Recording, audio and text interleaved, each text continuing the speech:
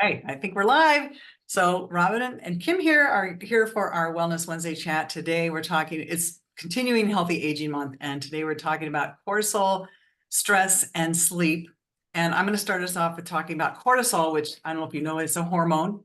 And it's actually the hormone that whispers to us that we're not safe. So it's your fight or flight hormone that puts you in fight or flight, depending on what is going on in your life. But if we have chronic stress, meaning like a slow burn of stress, that's actually worse for us because it's never lets our cortisol let up. So that's why they call it the stress hormone, because that's what it is. But we want to manage it so that we are not always in that constant state of stress. So we want it to work when we want it to work. We want it to work when we're in danger and telling us to run away or whatever, get away. But we want to also, we want to preserve it for that, I guess is what I'm trying to say.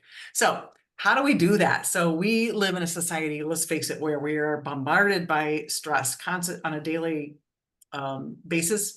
Watch the news, that can cause you stress. Whatever's going on in the world can cause you stress. Whatever's going on in your family or whatever. If you're around toxic people, if you're just in situations where you're constantly on guard, and Robin, feel free to jump in anytime when. No, you go right ahead. Okay, good. But so anyway, so you kind of get the gist of what chronic stress is, I hope. And it can lead to not only, the state of agitation, but also belly fat, believe it or not, is a byproduct of chronic stress. And women, as we get older, we find we are getting, they call it stress belly too. Fat around the middle can be due to our overstress. So what can we do? So chronic stress equals high cortisol. And so that means, lead to belly fat, poor sleep, which Robin's going to talk about too.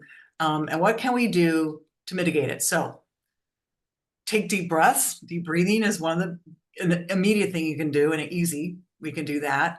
Meditation, journaling, walking, get out in nature, especially walking on grass is a great way of, it's called grounding as well. And we've talked about that before, but I just feel like it's good to reiterate some of these things too, because they really help, and they're free.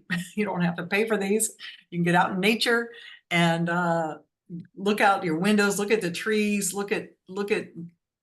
I feel like when I look outside and I see the birds or hear the birds outside, it's like, to me, that's soothing.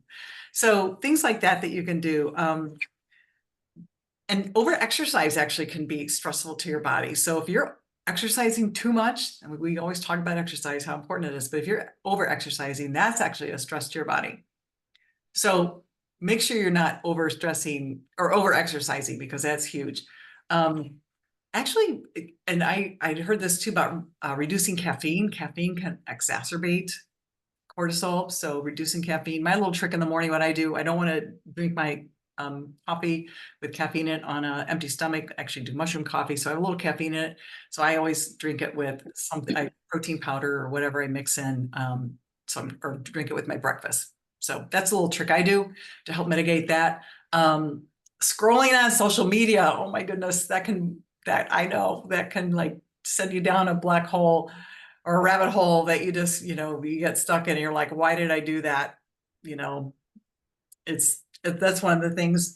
But at night, wearing blue blocker glasses, because you want your melatonin to release. This is more, I guess, on sleep too. But you want to stop the doom scrolling, first of all. But if you are on your device at night, wear blue blocker glasses. Yoga is really good. Legs up the wall is a really good one. And I do this almost every night. I lay down, get close to a wall, put my legs up the wall, and I'm there for like 5 minutes. That's a really good one. That's an easy one to do too. Plus it stretches out your legs. That's a good one. Yes, it does. So Robin, do you have anything else to add to stress and cortisol? So just with my cortisol, I mean, about cortisol, my metabolic doctor, because I really had an issue with my cortisol, my lab test came back and my cortisol was like off the charts there. So she recommended I take a supplement, which is a cortisol manager. So I take this every night before I go to bed. And if it's really bad, and if I feel like it's really bad, I take two. Again, check with your doctor before you take any kind of supplements or anything to help. And all the things that Kim said, because when your cortisol's high, it is true. You do get stress belly. I have it. I can tell you it is a real thing.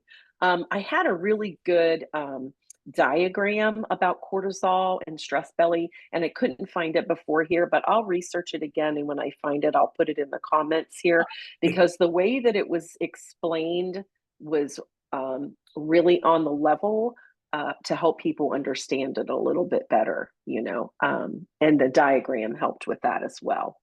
So, and Kim and I were talking, and the reason we did this, cortisol, sleep, and stress is because they all intermix.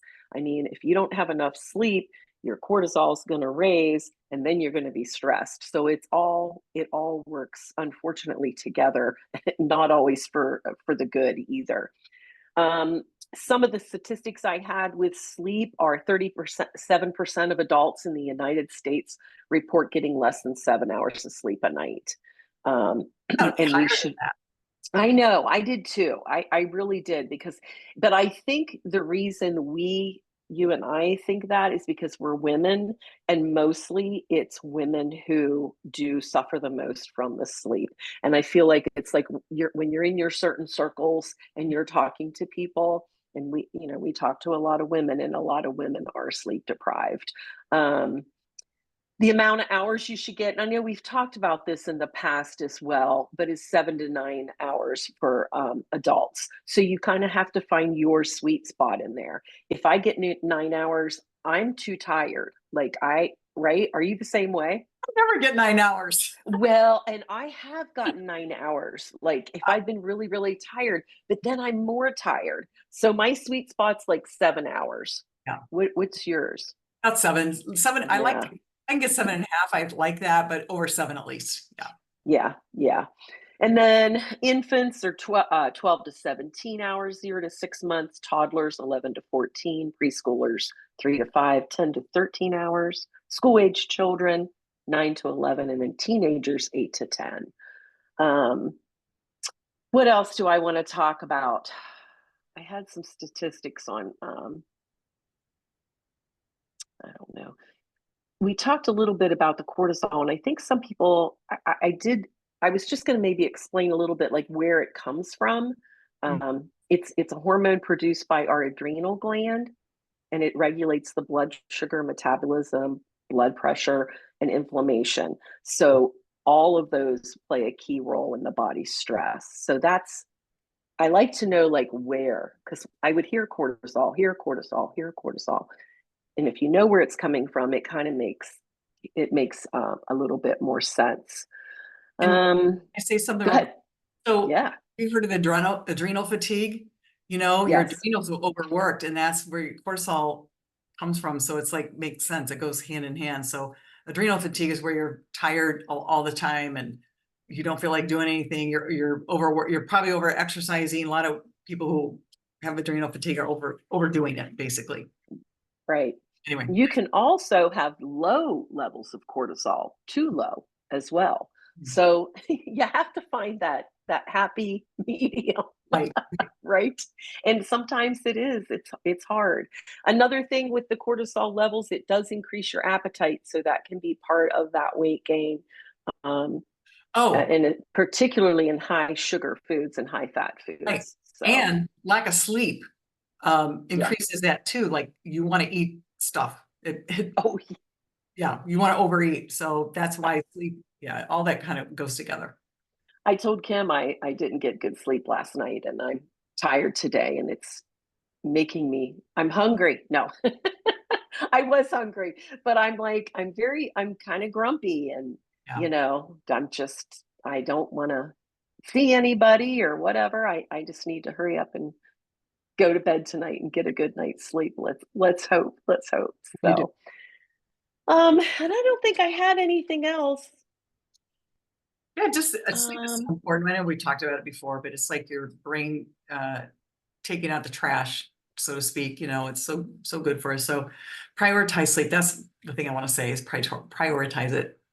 Yeah, and it helps too with like your chronic disease too, like diabetes, heart disease. It supports a strong immune system. It improves memory and focus, obviously. It Yep. lowers stress and anxiety, therefore Yep. lowering those cortisol levels. Yep. So try to get your sleep. Yep. Try to calm yourself, like all the things. I know it's easier And said than done. maybe one night we'll get it all together. Oh, right. And, Right. Kim and I struggle with it too. It's not like we're coming on here saying, we do everything right Right. and we get it, because it's not. I mean, my cortisol levels are up sometimes. Kim's tired too and has sleepless, we've talked about this in the past to each other, the struggle with the sleep. It's real. Yep. So Absolutely. Yeah. So trying to do all the things we can to, take care of ourselves, because people say, well, I'll sleep when I'm dead. Well, you're going to sleep a lot. You're going to be dead a lot sooner. So, yeah, oh gosh, yes, yeah. that's not a good thing. So, Anyway, and we won't be here next week. We're going to skip a week, but we'll be here the following week with another subject.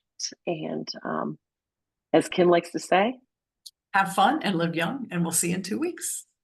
all right, Bye. see ya.